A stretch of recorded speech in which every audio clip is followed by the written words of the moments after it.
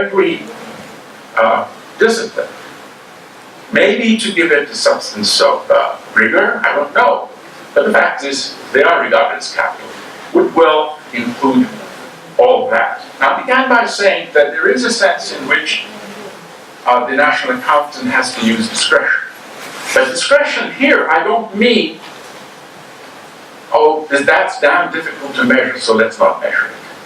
By discretion, I mean sticking to the theory correctly so that no approximations are made, but you can still, it may be possible to not regard something as an asset, but to use something else for it. I'll give you one example in a minute. The example really is about knowledge. You would think one of the vital assets of an economy is the knowledge base. And indeed, in a very famous paper in 1957, Robert Solow won a Nobel Prize for at least half of it was for that paper. The other half was for a paper that he had written the year before. Showed that, at least in the non-farm sector in the United States, but I think it was a 50-year time series that he looked at, he tried to decompose, or he decomposed growth in GDP in the United States in terms of the obvious factors of production. Assets, namely labor and physical capital. This was in the non-farm sector. Was the GDP, the output was the non-farm sector output. And he found, making usual growth assumptions, that something like 88% of the growth in output could not be explained by growth in physical capital and growth in labor force participation. At that time, there was human capital didn't figure in. The wages were being used to measure the contribution of human capital. The missing bit, the dark matter, as we would say today, he called the residual. And as you know, the residual, which is the growth in total factor productivity, I guess, a change in total factor productivity, is, at least in his model, was seen to be exogenous, unexplained. He didn't talk in terms of the production of knowledge, or maybe health, or who knows. It was a very honest piece of work. He says, I can't explain the history of the United States, except for 12%. So now, a great deal of economic theory, or growth theory, or development theory, took the attitude that there is this unexplained part of the growth of an economy, or potentials of the economy, what I would call the expansion of the productive base of an economy. Let's call that the residual. Well, whatever that thing is, say total factor productivity, it's presumably a form of capital asset. So should that be concluded? Now, suppose total factor productivity is entirely endogenous. Imagine for the economy as a whole, the world as a whole, of course it is endogenous, because it has to be coming out of somebody's effort, the improvement in knowledge. But for a small country borrowing knowledge from abroad without paying for it, it's exogenous. So you now immediately have the statistician has to make a decision. How much of the knowledge expansion is exogenous and how much of it is endogenous? To the extent that it's endogenous, well, you have to build a model. R&D presumably is the input in the production of new knowledge, if it's endogenous. It's real internal effort that's generating this capital asset, the accumulation of this capital asset. So that seems not impossible. You have to discuss with technologists, scientists, and there's plenty of work of that sort around, where the production function of knowledge is estimated. And that has been done. Not necessarily very well or satisfactory, but at least it's a start. But then you say, well, the knowledge production is itself an output of an economic activity in which laboratories are involved, scientists are involved. These are the inputs, those are the assets. So that seems to be a solution to the problem of knowledge. But what about if it's exogenous? So it's like a drifter. It's like manna from heaven coming down. And in this case, it's laboratories elsewhere, and you're pinching their work. All right? So you say, well, all right, that means that the productive base is drifting upwards at some rate,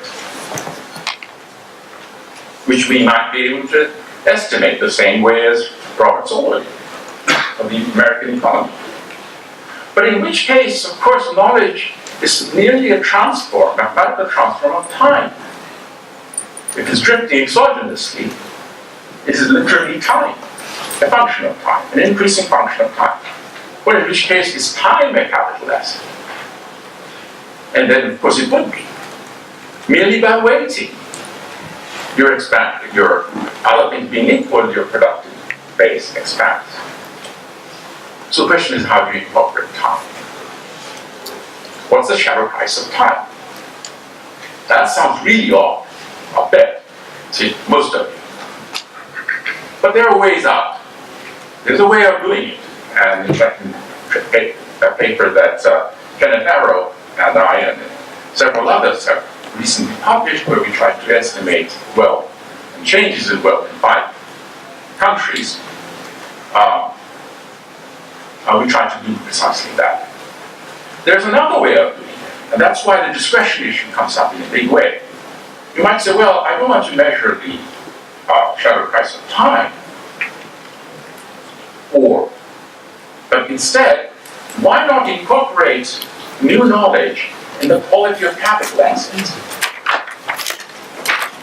Presumably, new knowledge is embodied in the new capital assets, so quality improvements in capital assets may be the way forward in handling knowledge as a factor of production, as a capital asset.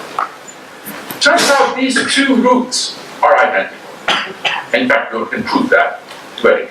And in a second paper that we published this year, Arrow, Goulder, Mumford, Olson, and myself, we've shown the equivalence of these 2 methods. Which one is easier at a particular point in time for the national accountant, I can't tell. But it's a discretionary matter for the statistical office as to how to incorporate knowledge and its improvement. Because it can't be avoided. It can't be avoided because one of the reports all of us in this room have experienced.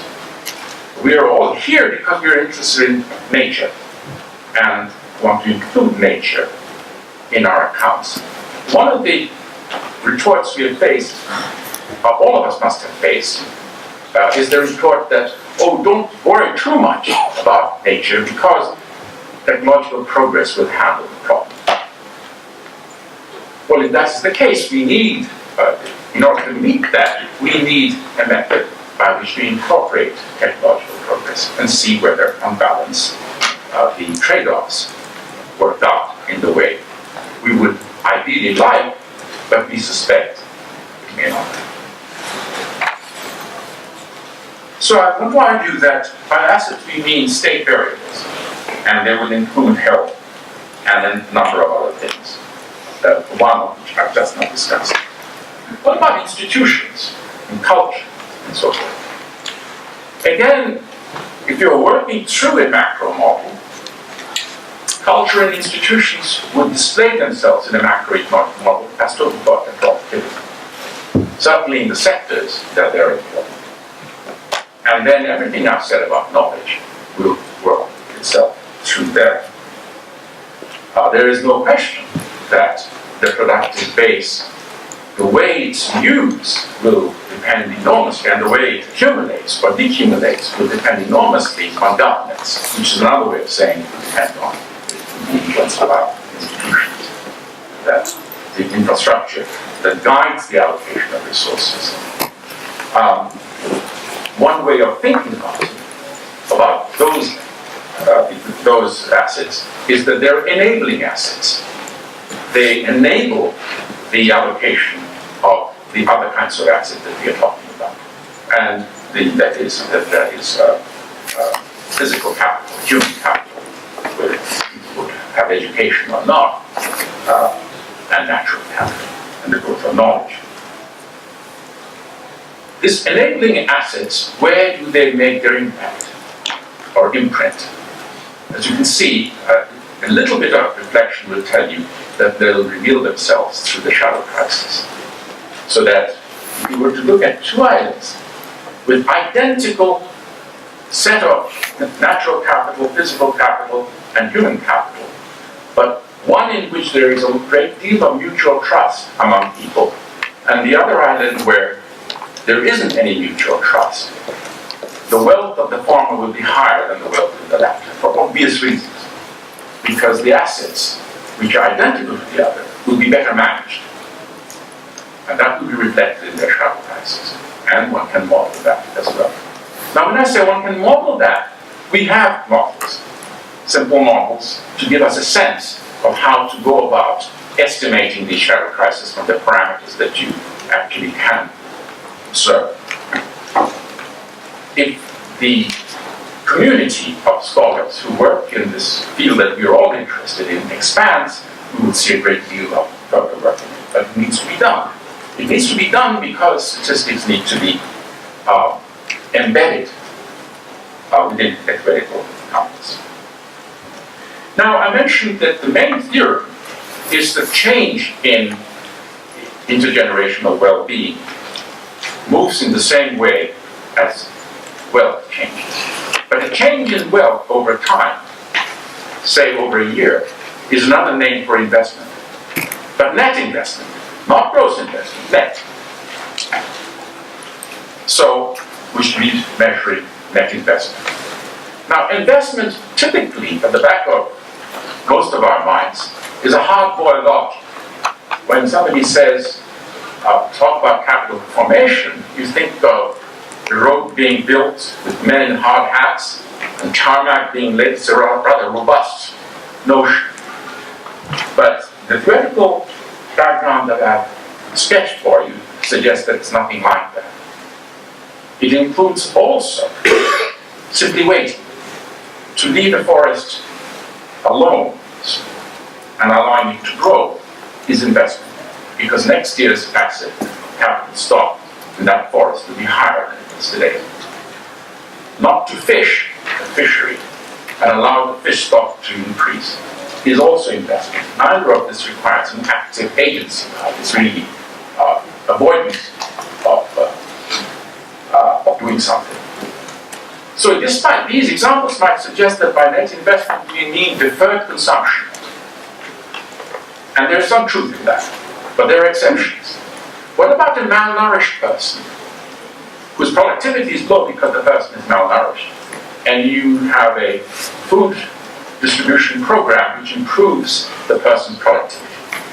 Now that's not deferred consumption, that's actually current consumption, but it's a byproduct. The person's future productivity is enhanced. So there's an element of food consumption for a malnourished person which is actually investment, net investment, because it's human capital expands, which is of course perfectly in line with common sense. It's just that they haven't entered into our national accounting lexicon. So, right.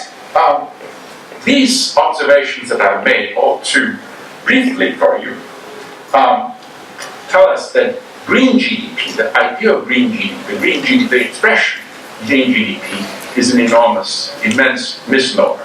There is no such object called green GDP. By definition, it can't be green because it's gross, not net.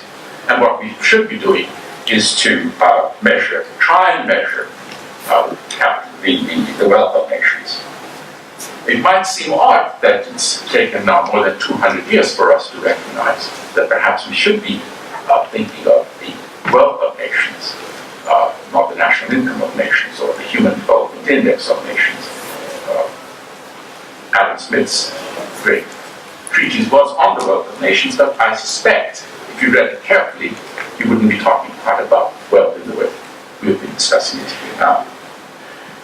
Obviously, a lot of the work is going to be on shadow prices in the future, and this has been hinted at. This has been mentioned, and I won't belabor that point, quite obvious as to why that has to be done.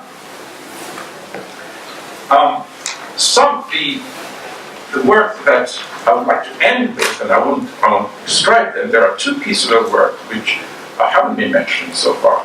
One is IWR 2012 that came out from IHDP UNEP initiative.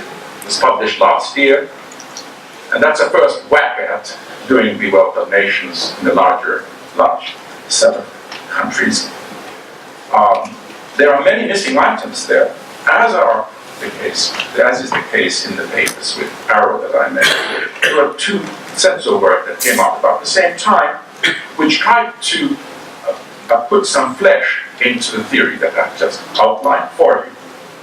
Finally, I think, two observations on the numerical work that I've so far studied. One of the really striking feature of the paper that Arrow others published last year, to us was really surprising, was the enormous importance of human capital, health in particular, health, not education, in the national wealth of the 5 countries we studied.